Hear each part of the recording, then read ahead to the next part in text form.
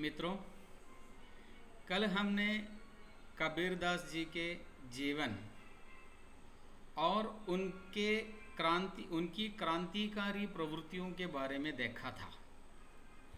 और हमारे इस सिलेबस में कबीरदास जी के एक दोहे पढ़ने को है।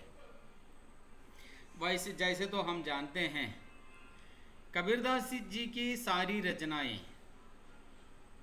साखी, सबद, रमैनी इन तीन विभागों में है। साखी अक्सर उपदेशात्मक है, सबद पद है और रमैनी आत्मविभोर होकर ईश्वर की प्राप्ति होके जब परब्रह्म में कबीर विलय हो जाता है तब की वाणी है। जैसे गूंगा गुड़ खाई के कौन मुँह कहे स्वाद, हम जानते हैं। और हमारे इस सिलेबस में हमें जो दोहा पढ़ने के लिए दिए हैं वो लगभग इस प्रकार है। उसे भेजा था मैंने, आपने पढ़कर देखा होगा। देखिए, करता था सो क्यों किया, अब कर क्यों पछताए, बोया पेड़ बबूल का आम कहाँ से खाए। ये साखी, ये दोहा उपदेशात्मक है।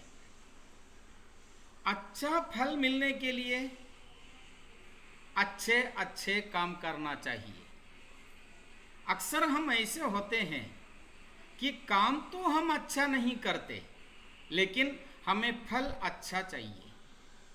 हम ठीक तरह से पढ़ते नहीं, लेकिन परीक्षा में जीत चाहिए। सब लोग हमें अच्छा कहे, लेकिन हम अच्छी प्रवृत्तियां नहीं करते, स्वार्थ की प्रवृत्तियां करते हैं। तो ऐसे लोगों से कबीर का उपदेश है।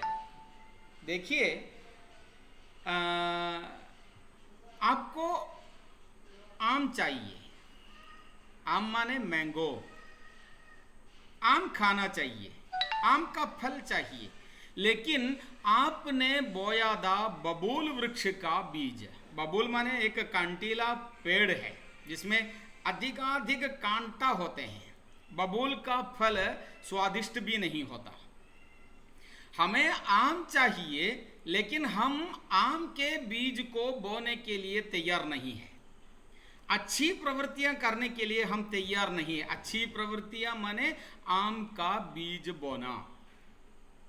हम अच्छी प्रवृत्तियां नहीं करते, बुरी प्रवृत्तियां करते हैं। बोते हैं कंटीले पेड़ बबूल का बीज, तो फल किसे मिलेगा? जो बोता है सो होता है, वो कटता है। जो जिस प्रकार हमारी प्रवृत्ति होती है उस प्रकार उसका फल होता है। देखिए कबीर क्या कहता है, करता था सो क्यों किया। करता था, जब आप प्रवृत्ति कर रहे थे, जब आप काम कर रहे थे, तो सो क्यों किया, उसी प्रकार की प्रवृत्तियां आपने क्यों किया, उसी प्रकार की प्रवृत्तियों को आपने क्यों किया। अब पछताने से क्या फायदा? अब करी क्यों पछताए, अब क्यों पछताया करते हो, अब क्यों पछताते हो, अब आप क्यों पछताते हैं। जो कर रहा था उसी समय अच्छी प्रवृत्तियां आपने नहीं की, करता था उसी प्रकार क्यों किया, सो क्यों किया, सो उसी प्रकार वो क्यों किया।